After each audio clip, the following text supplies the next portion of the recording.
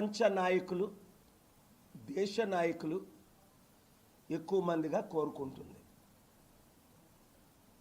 అంటే ముందు మన తెలుగు రాష్ట్రాలు మారాలి. ఇప్పుడు మిగిలేంది ఒకటే, తెలుగు రాష్ట్రాలు. నిన్న ప్రధానమంత్రి మోదీ గారు వచ్చారు ఆంధ్రప్రదేశ్కి వట్టి చేతులతో. 10 సంవత్సరాల క్రిందట ప్రారంభించిన బిల్డింగ్లని మీరు చూశారు కదా. ఏమైనా ప్రాజెక్టులు ఏమైనా కంప్లీట్ అయ్యాయా? ఇప్పటి వరకు ఎన్ని సంవత్సరాలు అయింది? పోలవరం స్టార్ట్ చేసి కంప్లీట్ అయిందా? అమరావతి స్టార్ట్ చేసి కంప్లీట్ అయిందా?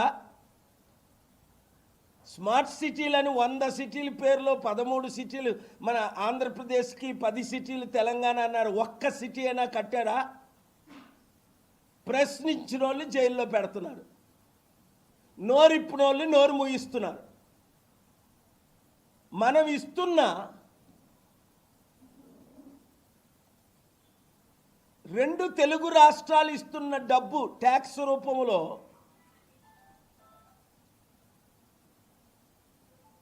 లక్ష కోట్లయితే వారు మనకి అన్ని విధాలా తిరిగిస్తుంది 40,000 కోట్లు మాత్రమే. అదే గుజరాత్ 1,00,000 కోట్లు ఇస్తే 7 లక్షల కోట్లు గుజరాత్కి తిరిగిస్తున్నారు. ఈ సంగతి సాధారణ ప్రజలకు అర్థం అవట్లేదు. అందుకే మీడియా మిత్రులు నేను మాట్లాడుతున్నవి మీరు హైలైట్ చేసి చూపిస్తుంటే ప్రజల మనోనేత్రాలు తెరవబడుతున్నాయి. ఇక్కడున్న 2 తెలుగు రాష్ట్రాల్లో ఉన్న అన్ని పార్టీ నాయకులు మోదీకి తొత్తులే, ప్రశ్నించలేరు. లేదు అంటే ప్రశ్నిస్తే ఓటుకు నోటు కేసులో అక్కడ ముఖ్యమంత్రిని, ఇక్కడ ముఖ్యమంత్రిని ఇమీడియట్గా జైల్లో పెడతారు. లాలూ ప్రసాద్ని పెట్టినట్టే, జయలలితను పెట్టినట్టే, కేజ్రీవాల్ని పెట్టినట్టే, మమతా బెనర్జీ అనేక మంది ఎమ్మెల్యేలు, ఎంపీలు పెట్టినట్టే ప్రశ్నించిన ప్రతి నాయకుడిని జైల్లో పెడతారనే భయంతో అక్కడ చంద్రబాబు నాయుడు, ఇక్కడ రేవంత్ రెడ్డి, కేసీఆర్, కేటీఆర్ ప్రశ్నించడమే మానేశారు. హైకమాండ్ ఆర్డర్స్ మోదీ గవర్నమెంట్ నుంచి ఏదొస్తే అవే ఫుల్ఫిల్ చేస్తున్నారు. ఒక విషయం మాత్రం నేను పిలుపునిస్తున్నాను మన 2 తెలుగు రాష్ట్రాల తెలుగు ప్రజలకు.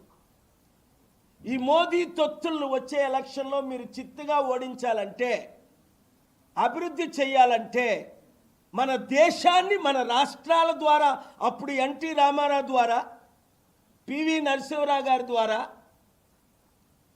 42 ఎంపీల్లో 35, 36, 38 ఒకసారి రాజశేఖర రెడ్డి టైంలో గెలిచినప్పుడు ఏ విధంగా, అలాగే 95 నుంచి 2004 వరకు చంద్రబాబు టైంలో ఏ విధంగా 35 నుంచి 38 ఎంపీలు గెలిచినప్పుడు దేశాన్నే మనం తెలుగు రాష్ట్రాలు శాసించాయో, ఆ పాలన లేకుండా చేయడానికే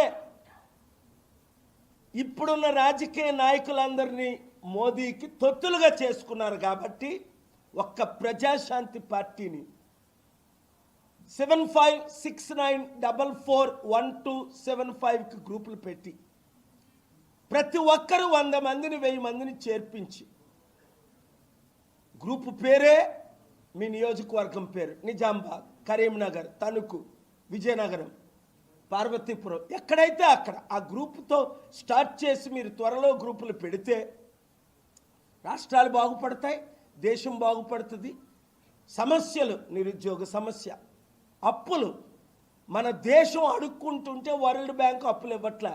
మాట్లాడాలి, చాలా సబ్జెక్ట్స్ ఉన్నాయి, కానీ మన దేశాన్ని పట్టించుకునే నాదుడే లేడు. అందుకే ఇంత దాడులు జరిగిన మొన్న కూడా మీరు చూశారు, Vance American vice president, American spokespersons మనకి సపోర్ట్గా మాట్లాడలేదు. ఏదో మన ఇండియాయే పాకిస్తాన్తో యుద్ధంకి వెళ్తున్నట్లు వాళ్ళు మాట్లాడే తీరు, దాన్ని తీవ్రంగా నేను ఖండించాను.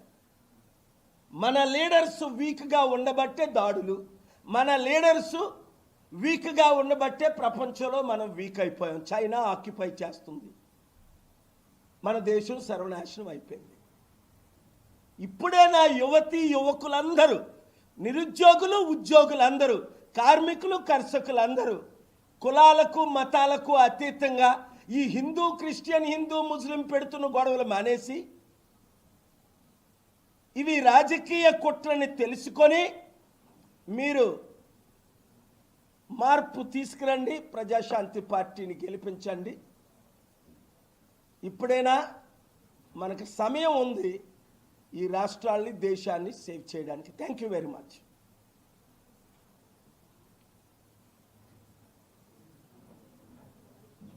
లంచ్ టైం కనుక థ్యాంక్ యూ, కొంచెం లేట్ అయింది.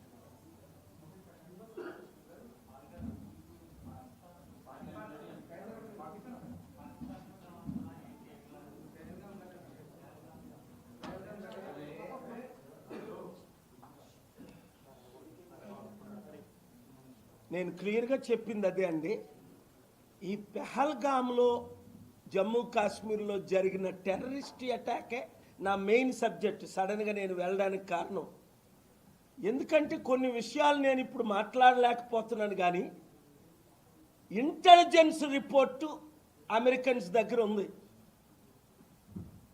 ఎవరు చేయించారు ఈ దాడులు, ఎవరు చేశారు, దీన్ని దేని కొరకు ఎవరు ఎలా చేశారు అన్నది వాళ్ళ దగ్గర ఉంది ఇన్ఫర్మేషన్.